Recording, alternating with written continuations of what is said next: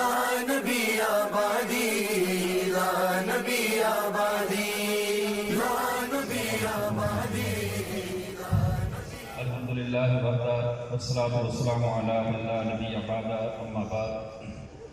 معزز سامعین، جیسا کہ آج الحمدللہ ہمارے بزرگوں نے، ہمارے علماء کرام نے عقیدہ ختم نبوت کے حوالے سے اور قادیانیت کے حوالے سے بہت سی حاصل گفتگو فرمائی ہے، میں انشاءاللہ آج کی نشست میں قادیانیت کے ان سہولت کاروں کے حوالے سے گفتگو کروں گا جو کبھی مرزا محمد علی دہلوی اور کبھی جاوید احمد غامدی کی شکل میں قادیانیت کے لیے ہمیشہ آسان راہیں پیدا کرتے ہیں۔ معزز سامعین، قادیانیت کا فتنہ یہ کیسے بنا، اس کا پس منظر کیا ہے، پیش منظر کیا ہے اور تہ منظر کیا ہے، اگر ہم اس بات کو تھوڑا سا جاننا چاہیں، صلیبی جنگوں میں جب عیسائیوں نے مسلمانوں سے مسلسل شکست کھائی اور آخری جنگ جو عکا کے مقام پر ظاہر الدین بیربس کے ساتھ ان کی ہوئی، اس جنگ کے بعد ان عیسائیوں کے سب سے بڑے جو علماء اور جنہیں مستشرقین کہا جاتا تھا، اور مستشرقین کہنے کی وجہ بھی یہی تھی کہ اسلامی سلطنتیں زیادہ تر مشرقی ممالک میں رہیں اور یورپ کے اندر اسلامی سلطنت نہ بنی، اس بنیاد پر یہاں کے علوم اور یہاں کی اسلامی قوت کو وہ مشرق کے ساتھ تعبیر کرتے تھے۔ تو ان کے علماء اور ان کے مستشرقین نے ایک فیصلہ کیا اور مل کر انہوں نے ایک معاملے پہ مشورہ کیا۔ ان کا اس دور کا سب سے بڑا مستشرق جو کہ ایک عیسائی عالم تھا، اس نے اپنی تمام مسیحی برادری کو ایک مشورہ دیا 1600 میں۔ اس نے کہا اس وقت ہمارے لیے سب سے بڑا جو مسئلہ ہے وہ اس وقت کی تاتاری قوت ہے، اور اگر ہم ان تاتاریوں کو عیسائی بنا لیں اور بنا کر ان کو مسلمانوں کے مد مقابل لے آئیں تو ہم مسلمانوں کو ختم کر سکتے ہیں، لیکن اگر ایسا ہوا کہ یہ تاتاری مسلمان ہو گئے تو پھر عیسائیت کے لیے بہت زیادہ خطرات پیدا ہو جائیں گے۔ اللہ کا کرنا ایسا ہوا کہ وہ تاتاری مسلمان ہوئے، اسلام کا بازوئے شمشیر زن بنے، اور ان لوگوں نے آگے بڑھ کر بعد میں خلافت عثمانیہ کی بنیاد رکھی۔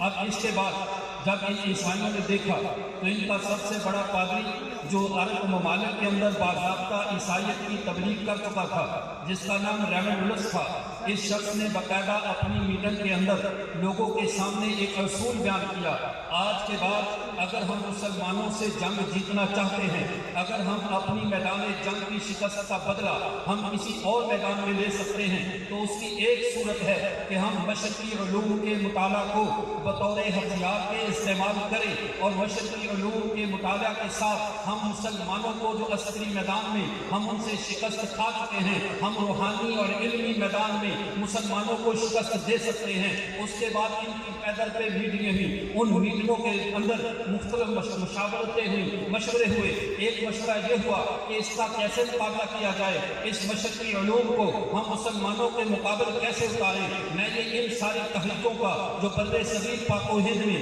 اسلام دشمنی کے اندر برپا ہوئی ہیں، ان کا میں پس منظر آپ کے سامنے رکھنا چاہتا ہوں۔ جب اس ریمنڈ ولس نے ان کے سامنے یہ بات کی اور کہا، اس کا میں وجہ یہ بتاتا ہوں کہ جیسے عیسائیت ہے، عیسائیت کی کنسٹرکشن کو ہم نے ریکنسٹرکشن کے مراحل سے گزارا ہے، تعمیر نو اور نئی تحقیق کے نام پہ ہم نے عیسائیت کو نیست و نابود کیا ہے، ان کی روایات کو تختہ مشق بنایا ہے۔ اب ایک ہی صورت ہے، اسلام کا جو علمی خزانہ ہے، مسلمانوں کی جو احادیث ہیں، ان کے فقہا کی جو محنتیں ہیں، ان کے صوفیاء اکرام کا جو کام ہے، ہم اس سب کو مشکوک بنا دیں، ان کی سند پہ بحث کریں، ان کے ہم جو عقلیات پہ بحث کریں، ان کے اندر ہم ایسے ایسے سوالات اٹھائیں، ایسے عقلی مباحث پیدا کریں کہ مسلمانوں کا علمی ماخذ مشکوک ہو کر رہ جائے۔ اس کے لیے بہت سے سکول کیمپ کیے گئے، انہی سکولوں میں جو دوسرا شخص میدان میں آتا ہے اس ریمنڈ ولس کے قتل کے بعد، جسے عیسائی پادری نے قتل کروا دیا، دوسرا شخص بیکن آتا ہے جس کے نام پہ برے صغیر پاک و ہند میں بیکن ہاؤس کھلے، اس کی تعلیم کو آج بھی پھیلا رہے ہیں۔ اس شخص نے بھی آ کر وہی کام کیا، مشرقی علوم کا مطالعہ، ہماری کتابوں کا مطالعہ، احادیث کے ضعیف اور موضوع اور ناسخ اور منسوخ کی مباحث کو عوام الناس کی سطح تک لے آئے کہ عوام الناس اٹھیں، احادیث پہ بحث کریں، عوام الناس اٹھیں اور فقہ پہ بحث کریں، عوام الناس اٹھیں، قرآن کی تفاسیر کو نشانہ بنائیں۔ یہ اس کا بیکن کا نظریہ چلتا رہا۔ اس کے بعد تیسرا شخص میدان میں آتا ہے، اس کا نام مارٹن لوتھر تھا۔ مارٹن لوتھر حضرت نے آ کر اس تحریک کو بر صغیر پاک و ہند تک پہنچایا۔ اس کا پہلا جو بدترین تجربہ کیا گیا وہ اکبر بادشاہ کے دین الہی کی شکل میں تھا۔ اکبر بادشاہ نے سابقہ تمام روایات کو جن کا تعلق حدیث کے ساتھ تھا، فقہ کے ساتھ تھا، سب کا انکار کر کے ایک نئے مذہب دین الہی کی بنیاد رکھی جو عیسائیت کی ریکنسٹرکشن کا مسامنا نہیں کر سکی۔ عیسائیت زیر ہو گئی، لیکن ہندوستان کا مضبوط مذہبی پس منظر، ہندوستان کے لوگوں کا اپنے علماء پر اندھا اعتماد، یہ ایسی چیز تھی کہ اکبر بادشاہ باوجود ایک قوت رکھتا تھا، باوجود کے بادشاہ اس کے پاس تھی، لیکن جہاں کی قوم کا اپنے علماء سے اتنا تعلق مضبوط تھا کہ اس کی بادشاہت کے باوجود اس کے خود ساختہ دین کے غبارے سے ہوا نکل گئی، اس کا دین نہیں چل سکا۔ مسلمان روایات پرست رہے، مسلمانوں نے اپنے پیغمبر صلی اللہ علیہ وسلم کی احادیث کا پہرا کیا، فقہ کا پہرا کیا، تصوف کا پہرا کیا، ایک ایک چیز کو سنبھال کے رکھا۔ جب یہ تحریک بھی ناکام ہوئی، پھر دوسرا کام یہ تھا، اسی کی کنسٹرکشن کے نام پہ، اس تعمیر نو کے نام پہ، اس نئی تحقیق کے نام پہ جو نیا فتنہ برپا کیا گیا، اس فتنے مختلف قسم کے سامنے آئے۔ ایک فتنہ یہ تھا کہ مسلمان جب تک عقیدہ ختم نبوت سے جڑے ہوئے ہیں اس وقت تک ان کے اندر کوئی بھی تجدیدی تحریک کامیاب نہیں ہو سکتی۔ ایسی تجدیدی تحریک جو اسلام کی بنیادوں کو کھوکھلا کر دے، اسلام کی بنیادوں کو گرا دے، اس کی دیواروں کو متزلزل کر دے، وہ تحریک تب کامیاب ہوگی جب مسلمانوں کی روایات سے ہٹ کر ان کے پیغمبر کی ذات پہ حملہ کیا جائے۔ ذات پہ حملہ کیسے کیا جائے؟ اب یہ تعمیر نو کی بات جو کہ یہودیوں نے اس پس منظر میں جس کے ذریعے ان عیسائیوں نے پوری دنیا میں عیسائیت کو گرایا تھا، اس کے ذریعے اب اسلام کو گرانا چاہتے تھے۔ بشیر اور ازالہ اوہام مرزا غلام احمد قادیانی کی کتاب جو کہ روحانی خزائن کی تیسری جلد ہے، اس کے مقدمے میں جلال الدین شمس خود سے کہتا ہے، اسی ریکنسٹرکشن اپنے مستشرق ہونے کا اقرار کرتے ہوئے، ان فری میسن یہودیوں کا ایجنٹ ہونے کا اقرار کرتے ہوئے کہتا ہے کہ آج اب یورپ کے اندر یہ فضا عام بنتی جا رہی ہے۔ اس وقت جاؤ ہندوستان میں دیکھو، وہاں کا عیسائی ہندوستان میں آ رہا ہے، وہاں کا یہودی ہندوستان میں آ رہا ہے، کون سا تماشا ادھر لگا ہے، کون سا ادھر کھیل ہو رہا ہے جسے وہ دیکھنے کے لیے آ رہا ہے۔ کہہ رہا وہ اس لیے یہاں پر آ رہے ہیں کہ یہاں پر گرو نانک کے مقابل، یہاں پہ ہندوؤں کے تری مورتی کے مقابل ایک ایسی شخصیت موجود ہے جو اپنے مذہب کو تعمیر نو کا لبادہ اڑا رہی ہے، اور وہ شخصیت محمد عربی معاذ اللہ ان کے برابر ہے جو مرزا غلام احمد قادیانی ہے۔ یہ وہ مستشرق ایجنٹ تھا جس نے تعمیر نو کے نام پہ اسلام کی بنیادوں کو کھوکھلا کرنا چاہا اور حملہ کیا ختم نبوت پہ۔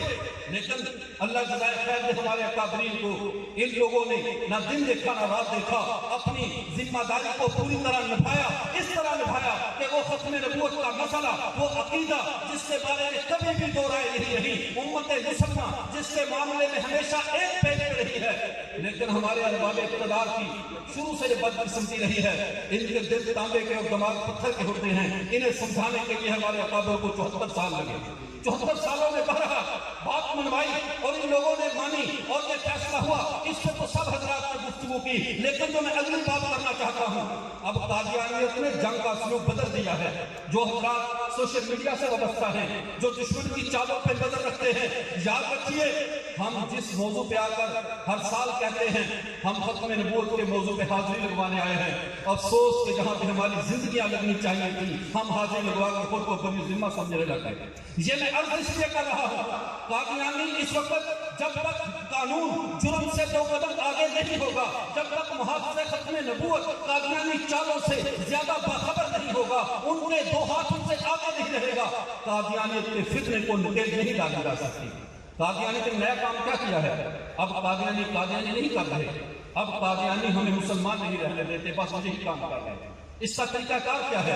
ان کا طریقہ واردات کیا ہے؟ مسلمانوں کے اندر سے وہ لوگ جو خود کو مسلمان کہلوائیں لیکن ان کو خریدا جائے، انہیں استعمال کیا جائے، ان کے ذریعے پھر باضابطہ مسلمانوں کے اندر اپنی ہمدردی پیدا کی جائے، اور مسلمانوں کے اندر جو پیغمبر کی ذات اقدس کی وجہ سے ان منکرین ختم نبوت کے بارے میں نفرت پائی جاتی ہے، اس نفرت کو اگر محبت سے نہ بدل سکے تو کم از کم ہم الفت سے تو بدل دیں، تھوڑا سا تعلق کے ساتھ تو بدل دیں۔ اس کام کے لیے کیا کام کیا گیا؟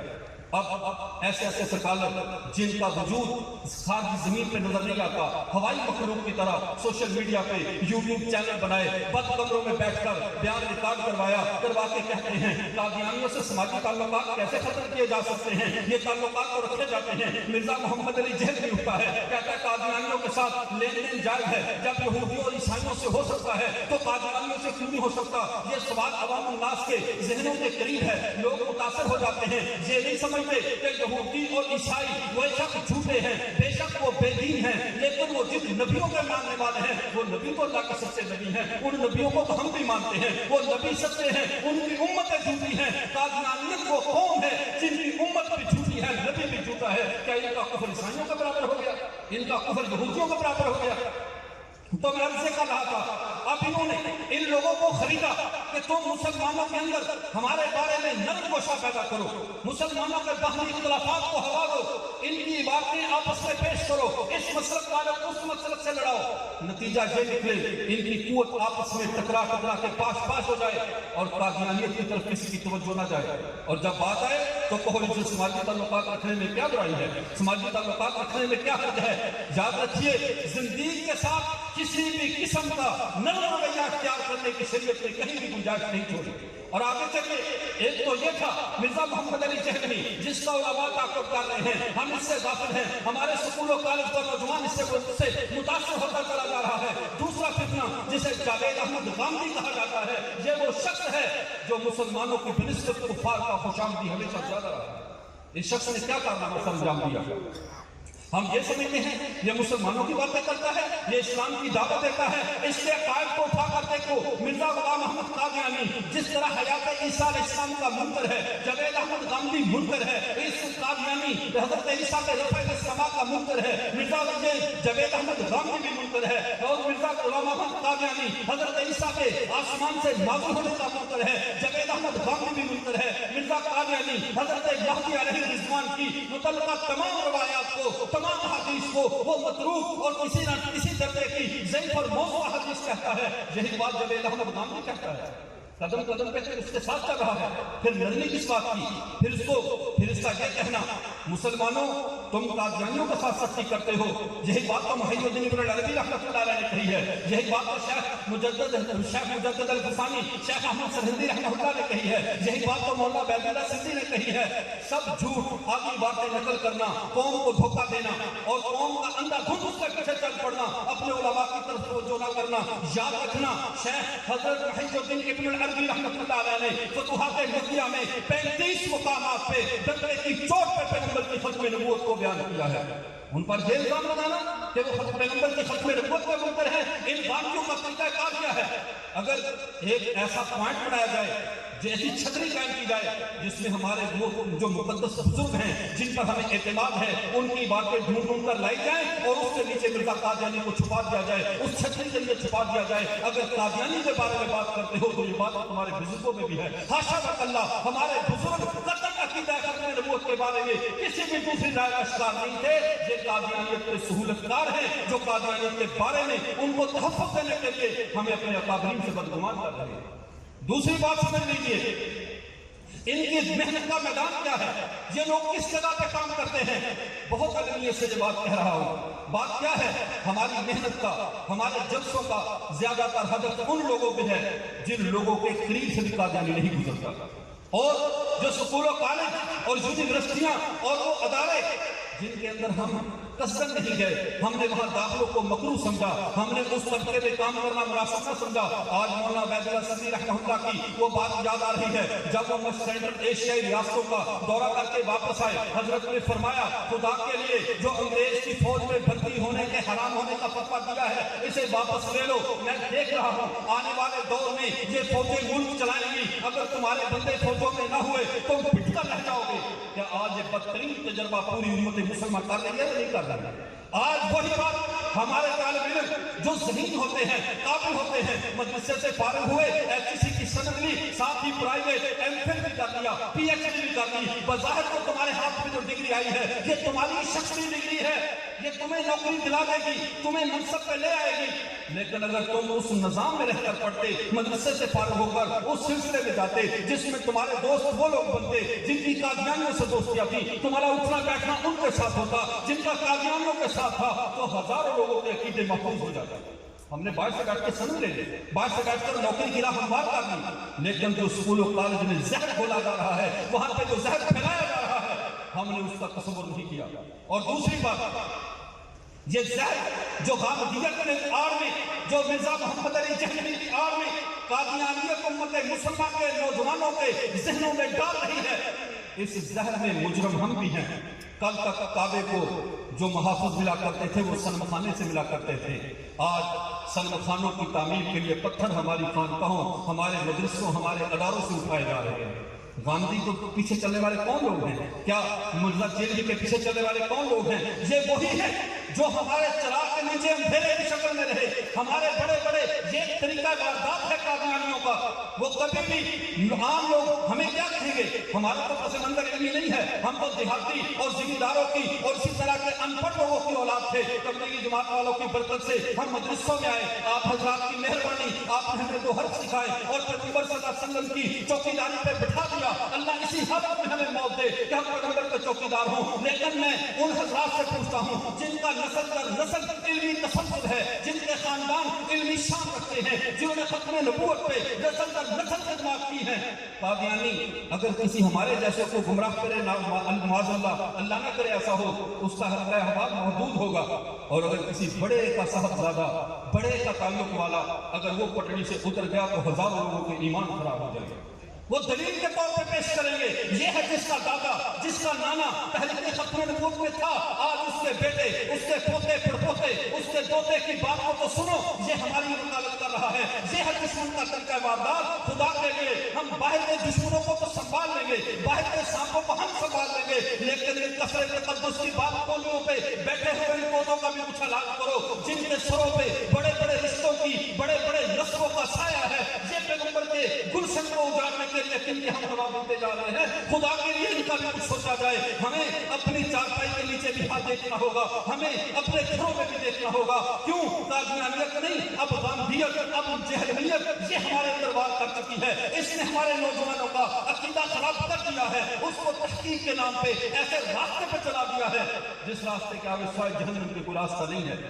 1980 سے قبل تک کا اگر ہم لٹریچر اٹھا کر دیکھیں, اس وقت سے پہلے دو قوتیں لڑ رہی تھیں. ایک طرف روحانیت تھی, ایک طرف مادیت تھی. ایک طرف اگر ہمارے علماء محنت کرتے تھے, اللہ کرتے تھے, تو ادھر سے قادیانی یا بے دین لوگ پیسے دیتے تھے, رشتے دیتے تھے, باہر کی نوکریاں دیتے تھے. اب مادیت اور روحانیت کی جنگ نہیں رہی, اب ایمان اور شکوک و شبہات کی جنگ شروع ہو چکی ہے.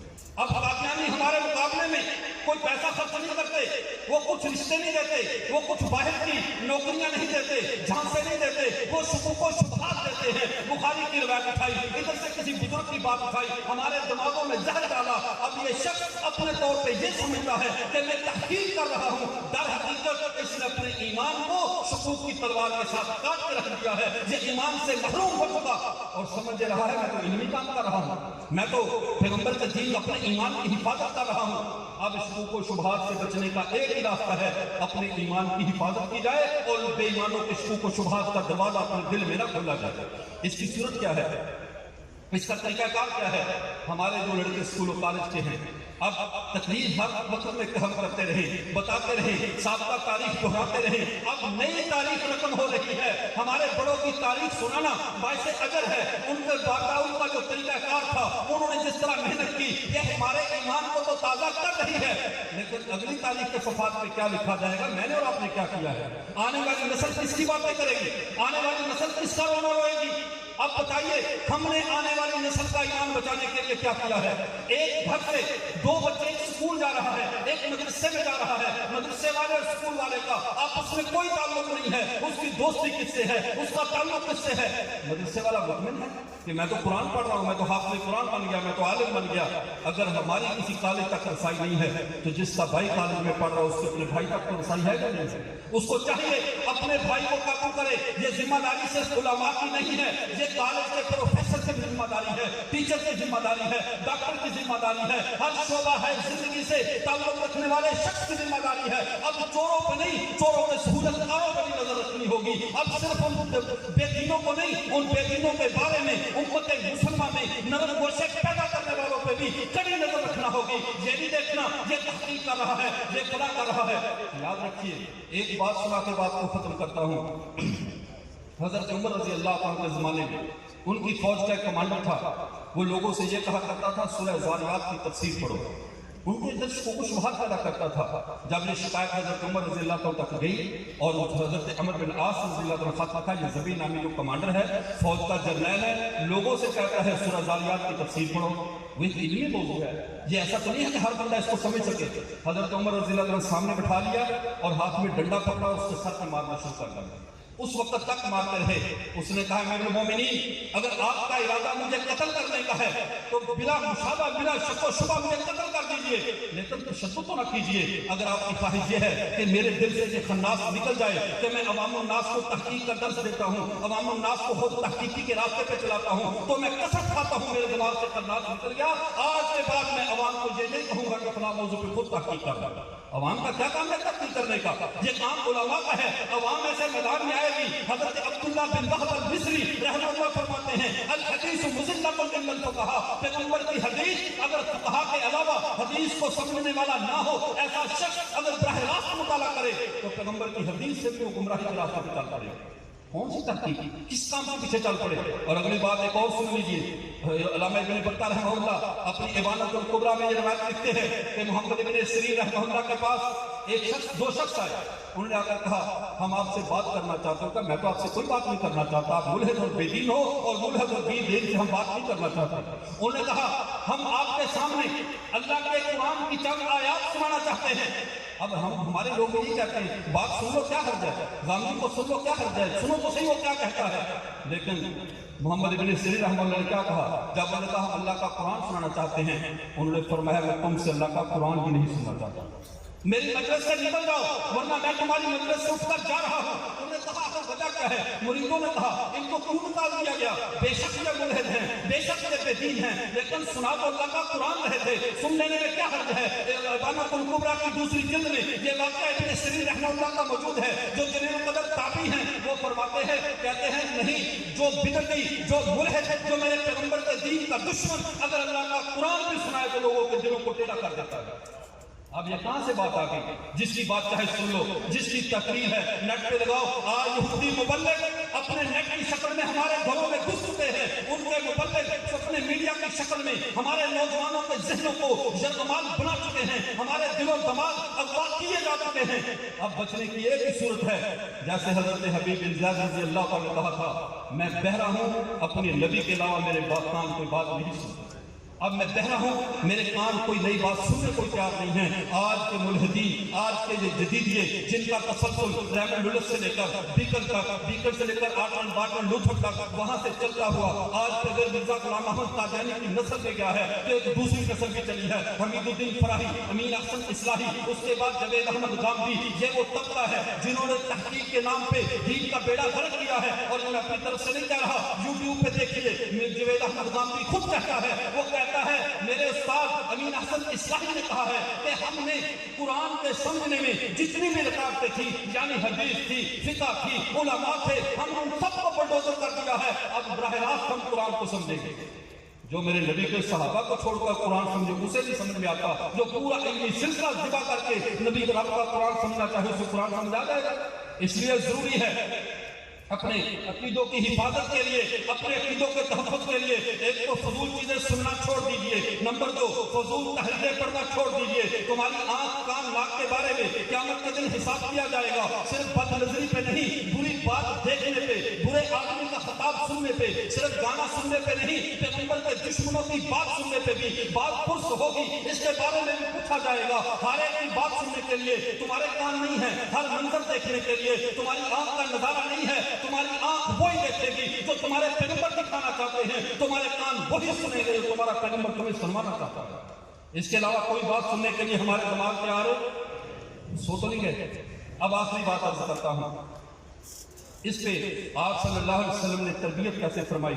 حضرت عمر رضی اللہ تعالیٰ عنہ اتنے جلیل القدر صحابی ہیں، ان کے سامنے جب انہوں نے تورات کی عبارت پڑھنا شروع کی رسول اللہ صلی اللہ علیہ وسلم کے سامنے، آپ صلی اللہ علیہ وسلم کے سامنے پڑھی اور کہا لقد اصبت کتاب حسن من اہل الکتاب، اللہ کے رسول اہل کتاب کا ایک اچھا سا لٹریچر ملا ہے، کیا میں آپ کو سناؤں؟ اللہ کے رسول خفا ہوئے، وہ کہنے لگے رضیت باللہ ربا وبالاسلام دینا وبمحمد صلی اللہ علیہ وسلم نبیا، کہتے رہے، اللہ کے رسول کا غصہ ٹھنڈا ہوا تو انہوں نے آپ صلی اللہ علیہ وسلم نے فرمایا لو کان موسیٰ حیا ما باسہ الا اتباعی، آج اگر موسیٰ علیہ السلام بھی زندہ ہوتے تو میری اتباع کرتے، جب موسیٰ خود موجود ہوں وہ میری اتباع کریں گے، اپنی کتاب نہیں پڑھیں گے۔ تو اے مسلمان، آج تو کس کی کتاب پڑھ سکتا ہے؟ اپنے نبی کی بات کو چھوڑ کے، نبی کے متعلقہ لکھا ہوا لٹریچر چھوڑ کے دشمن کا لٹریچر پڑھے، ان کی باتیں سنیں، ان کا پیغام سنیں۔ اب بظاہر کو جو سمجھتا ہے میں بڑا وسیع الظرف ہوں، یاد رکھو وسیع الظرف برتنوں میں جانور منہ ڈالا کرتے ہیں، برتن وہی ہے جو ڈھانپ کے رکھا ہو، ورنہ چلتے پھرتے بازاری جانور، بازاری جو ہے وہ مخلوقات اس کے اندر اپنا لعاب دہن ڈال دیتی ہیں،